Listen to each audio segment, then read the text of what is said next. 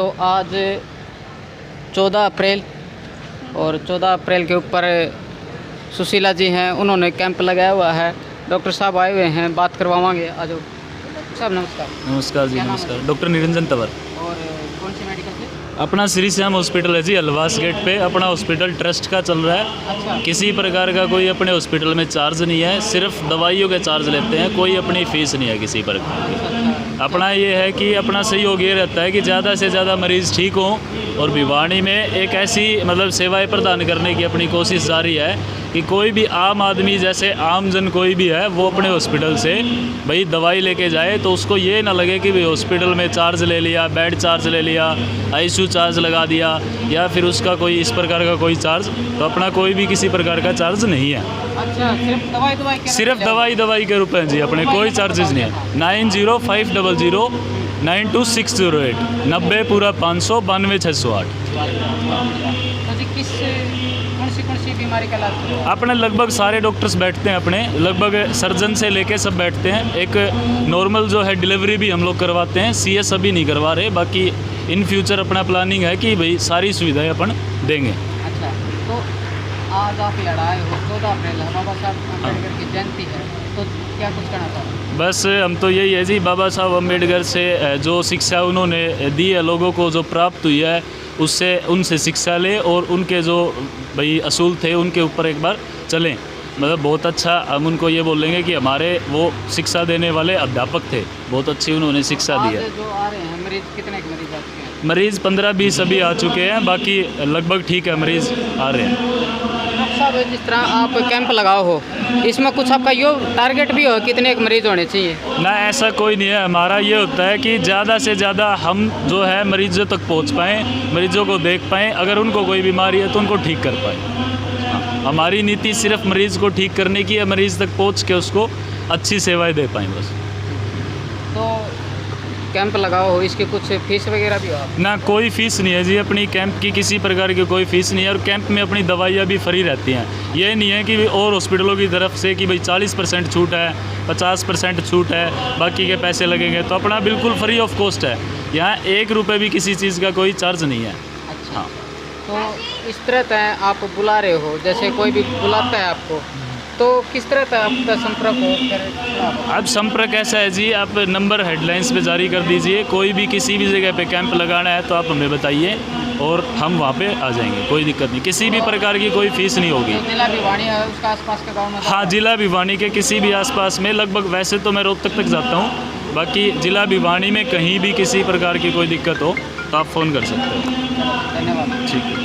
फिलहाल दोस्तों, आप देख रहे हो, अपन ने डॉक्टर साहब तक बात करवाई और मरीज भी आए हुए हैं। और भाई, अगर किसी भाई ने नू लगे कि कैंप लगाना है या फिर गांव में बुलाने हैं, तो डॉक्टर साहब का अपन ने मोबाइल नंबर भी दे दिया, जो आप स्क्रीन पर देख रहे हो। ये जो नंबर है ये डॉक्टर साहब का है, और कॉल करके आप बुला भी इसको भाई। तो फिलहाल आप भीतर चलेंगे।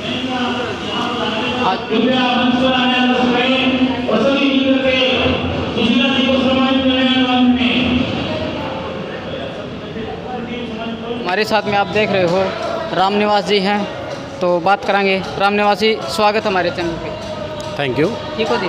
बिल्कुल। राम निवास जी, जैसे कि आज अंबेडकर जयंती है, तो इसके ऊपर आप क्या कुछ कहना चाहोगे, क्या विचार है? मैं सर्वप्रथम तो भारत रत्न डॉक्टर भीमराव अंबेडकर के जन्म दिवस पर, जन्म शताब्दी वर्ष पर मैं इस वुमेन हेल्पिंग सोसाइटी के बैनर के नीचे आज जो प्रोग्राम है, उसके माध्यम से मैं सभी को आज बधाइयाँ देता हूँ।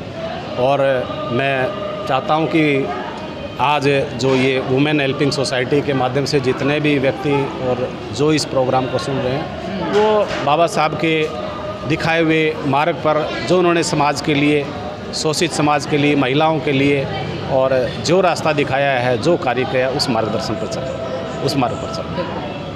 तो जैसे कि हम आए दिन, जैसे सुशीला जी हैं, प्रोग्राम करते रहते हैं, तो क्या मानना है जी आपका? तो इस तरह तक प्रोग्राम होते रहने चाहिए? देखो, आज बाबा साहब का जन्मदिन है। बाबा साहब का एक नारा था कि शिक्षित बनो, संगठित रहो, संघर्ष करो। अगर बाबा साहब वो उस अगर ये संकुचित हो जाते कि भाई मैं तो पढ़ा लिखा हूँ और मुझे तो नौकरी करनी है और ये हो, तो आज शायद हम जो देश में यहाँ तक नहीं होते। तो ये जो वुमेन हेल्पिंग सोसाइटी है, सुशीला चला रही है, जो इनका संगठन है, वो मैं चाहता हूँ कि उसी तरह काम करे जैसे बाबा साहब ने किया था। महिलाओं के लिए बाबा साहब ने महिलाओं का उत्थान के लिए उनको अवसर दिया, उनको समानता का अधिकार दिया, और आज भी जो कुछ रह गया वो इस प्रकार की सोसाइटीज़ हैं समाज में, वो महत्वपूर्ण भूमिका अदा कर सकती हैं। तो दोस्तों आप बता दें, सुशीला जी हैं, हम आए दिन देखते रहते हैं कि मैं 1-2 महीने से मैडम के साथ में जुड़ा हूँ, तो फ़ोन भी काफ़ी आते हैं कि मैडम ये प्रॉब्लम है, और उनकी जो प्रॉब्लम है सुशीला जी, जैसे अभी पीछे एक सागवान गांव है, वहाँ की जो महिला थी इतनी पीड़ित थी, तो मैडम ने उनको सहारा भी दिया है। तो आपका कितना मतलब इसमें वो बनता है जी, आप कितना सहारा देते हो मैडम? देखिए, वैसे तो मेरा परिवार है, परिवार को भी टाइम देना ज़रूरी होता, लेकिन उसके साथ में देखिए मानव है, आदमी है, समाज में रहता है, समाज में जो कुछ हो रहा है उसे अनदेखा भी नहीं हो सकता, और जागरूक नागरिक का ये फ़र्ज़ बनता है, चाहे वो महिला है चाहे पुरुष है, कहीं भी किसी का दुख दर्द दादा बाबा साहब अम्बेडकर अगर दुख नहीं देखते और वो इस तरह नहीं उठते तो हम इसमें नहीं होते। तो सुशीला भी जो कर रही है वो उसी राह पर चल करके जो है ना, जो कर रही है वो अच्छा कर रही है, और उसको और भी अच्छी तरह करना चाहिए।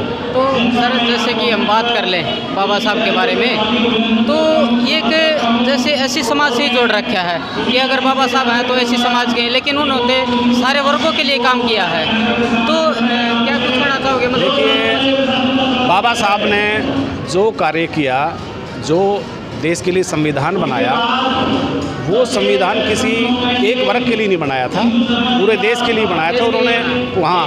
और उसने ऐसा संविधान बनाया, उनका बौद्धिक कौशल्य देखिए कि वो आज देश एक सुदृढ़ देश है हमारा, जो इसके साथ जो आज़ाद हुए थे बाकी और भी देश हैं, वो संविधान की कमी की वजह से ही आज जद्दोजहद में हैं। तो बाबा साहब ने मतलब ये नहीं है कि वो किसी विशेष वर्ग के थे, वो पूरे राष्ट्र के थे, वो राष्ट्रवादी थे। मैं कहता हूँ वो राष्ट्रवादी थे। उन्होंने महिलाओं के लिए जो है ना कानून बनाया, शोषित वर्ग के लिए वह शिक्षित बनो, ये राष्ट्र के लिए नारा है। शिक्षित राष्ट्र जब तक शिक्षित नहीं होगा, जब तक संघर्ष नहीं करेगा, संगठित नहीं होगा, शिक्षित नहीं होगा।